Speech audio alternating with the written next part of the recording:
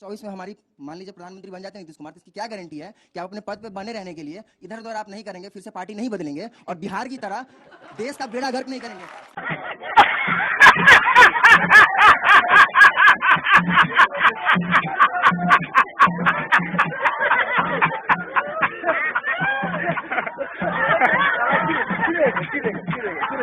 Industry पे बता दूं, सबसे ज्यादा एथेनॉल की फैक्ट्री लगाने वाला राज्य बिहार बन गया। दूसरा आपका प्रश्न जो था अंजना जी, कौन था अभी इंडस्ट्रीज मिनिस्टर, कौन था सर जिन्होंने एथेनॉल की फैक्ट्री लगाई? नहीं, मुख्यमंत्री नीतीश कुमार हैं। कौन था? मुख्यमंत्री नीतीश कुमार हैं। उसका जवाब लेंगे सर ने हम लोगों को जीडीपी नहीं बताया, लेकिन इसका जवाब आप देंगे आज।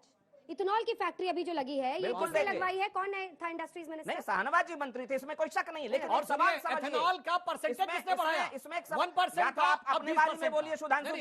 ये तिलिस्म आपका टूटेगा, ये भ्रम आपका छूटेगा। एथेनॉल ये तिलिस्म आपका टूटेगा, ये भ्रम आपका छूटेगा। ठीक है, अगला सवाल, 2-3 सवाल ले लेते हैं, एक साथ जवाब दीजिएगा। देखिए, आज तक किसी भी गठबंधन वाली सरकार ने 5 साल सफलतापूर्वक पूरे नहीं किए हैं। आपको ऐसा क्यों लगता है कि आज तक के आपके जो मंत्री हैं 10वीं फेल, वो 5 साल में सफलतापूर्वक कार्यकाल पूरा करेंगे और परिवर्तन लाके दिखाएंगे? क्यों लगता है आपको ऐसा? अपना एजेंडा लागू करती चली जा रही है और दूसरी तरफ कह रहे हैं, दूसरी तरफ ये कहते हैं कि बीजेपी ने जो वादा किया वो कर नहीं रही। तो दो में से एक आरोप वापस लेना पड़ेगा ना, दोनों एक साथ नहीं हो सकते कि हम अपना एजेंडा भी लागू कर रहे हैं, हम अपना विवेक। अब मैं उस पर भी आ रहा हूं, जहां तक रोजगार की बात है। तो सोशल मीडिया पे गाली देने वालों को रोजगार बीजेपी ने बढ़ाया, गौ रक्षा के लिए लिंचिंग का रोजगार बीजेपी ने बढ़ाया, धर्म धर्म टकराव का रोजगार बीजेपी ने बढ़ाया, इस तरह का रोजगार भाजपा ने बढ़ाया। सुनिए, मैं जवाब देते हैं अभी, रुकिए। मन की बात काम की कोई बात नहीं, खाली मन की बात कह रहे थे डिस्टर्ब मत करिए। आप नहीं, आपने किया तो मैंने आपको डिस्टर्ब किया। चलिए डिस्टर्ब जवाब देता हूं, अभी डिस्टर्बिंग का जवाब दीजिएगा। ये कहते 10 लाख नौकरी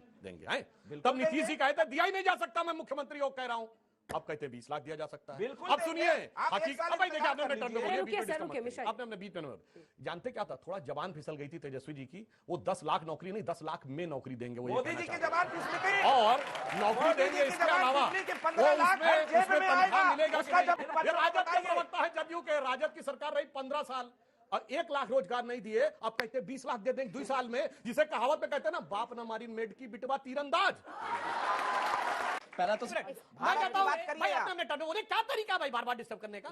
मैंने तो कुछ नहीं बोल कर दिया है। अरे सुनिए, आपकी नीतियों ने देश को आज तक चैनल है ना, इनमें एक प्रोग्राम आता दुनिया आज तक, सुबह ना देखो 7:45 और 10:45 पे देखना जाके। उमा दिखाए हैं कि फ्रांस में कितनी है इस समय मारामारी, कितनी महंगाई बेरोजगारी बेल्जियम में है, कितनी स्पेन में है, वो कह रहे पूरी दुनिया में है। और सुनिए, IMF ने ये कहा है कि सिर्फ महंगाई नहीं, रिसेशन में जाने का खतरा है। उसने कहा यूरोपियन यूनियन का रिसेशन में जाने का खतरा है 50%, अमेरिका का 20%, कोरिया और जापान का 25%, भारत का 0%। अरे दुनिया में सुनामी आई हुई है, ये कह रहे हैं अगल बगल के जहाज पलटे जा रहे हैं, ये कह रहे हैं आपका जहाज खोले क्या था? फ्रांस, स्पेन, बेल्जियम मत जाइए साथियों, वापस यहाँ आइए। अच्छा, राहुल गांधी को ये समझाइए, सच का आईना दिखा।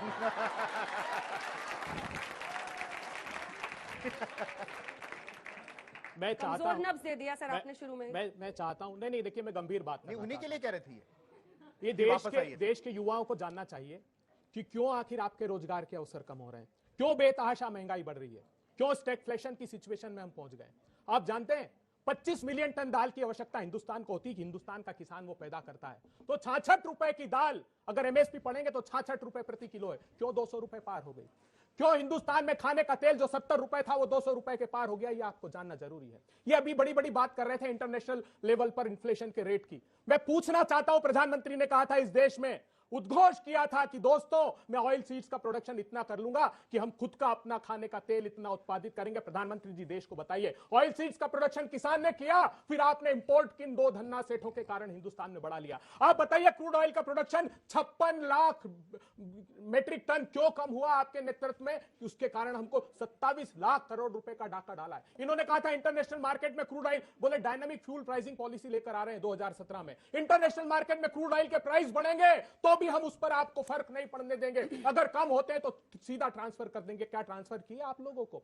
इन लोगों ने क्या किया है जानते हैं आप? $100 बिलियन का चाइना से इंपोर्ट कर लिया। Parliamentary standing committee on commerce कहती है उसके कारण हिंदुस्तान का एमएसएमई तबाह हो गया। हिंदुस्तान के एमएसएमई जो छोटे और मझोले उद्योग हैं, एक्सपोर्ट में उसका कंट्रीब्यूशन 48% है और मैन्युफैक्चरिंग उसका 45% उसका कंट्रीब्यूशन है। 60 लाख एमएसएमई परमानेंट बंद हो गए, आपके रोजगार के अवसर छीन दिए गए। आप ताली बजाइए, आप ताली बजाते हैं 80-20 पर, गजवाए हिंद पर, ये बंद करिए। हिंदुस्तान को धार्मिक उन्माद में इसीलिए डाला जा रहा है क्योंकि आपके रोजगार के अवसरों का महंगाई के सवाल नहीं पूछे। ये लंबे संभाषण के बाद मैं सिर्फ एक फैक्ट रखना चाहता हूं, छोटा सा। ये बताइए, जब हमारी सरकार आई उससे पहले भारत दुनिया में सेकंड नंबर का सबसे बड़ा मोबाइल हैंडसेट का कंज्यूमर था, ठीक? मगर हमारे यहां फैक्ट्री कितनी थी मोबाइल बनाने की? 2। आज हम सेकंड सबसे बड़े प्रोड्यूसर हैं, 200 से ऊपर फैक्ट्री हैं। ये जिन्न बना रहे हैं क्या ऊपर से आके? रोजगार नहीं मिल रहा। जब बात करते हैं सबसे ज्यादा इस समय हमारे यहां सड़क बन रही है, सबसे ज्यादा तेजी से रेल बन रही है, वो कौन बना रहा है? अभी ये बताइए, आईएनएस विक्रांत बना, जो भारत का पहला aircraft carrier totally indigenous design से लेकर मैन्युफैक्चरिंग तक किसने बनाया? केवल आके यहां फर्जी बात करना और कुल मिला के एक बात देखिए, आप मैंने आपको पूरा भाषण देने दिया, अब अपने टर्न पे। अब मैं एक लाइन ये बोलता हूं, सुनिए, बस एक लाइन, ज्यादा नहीं।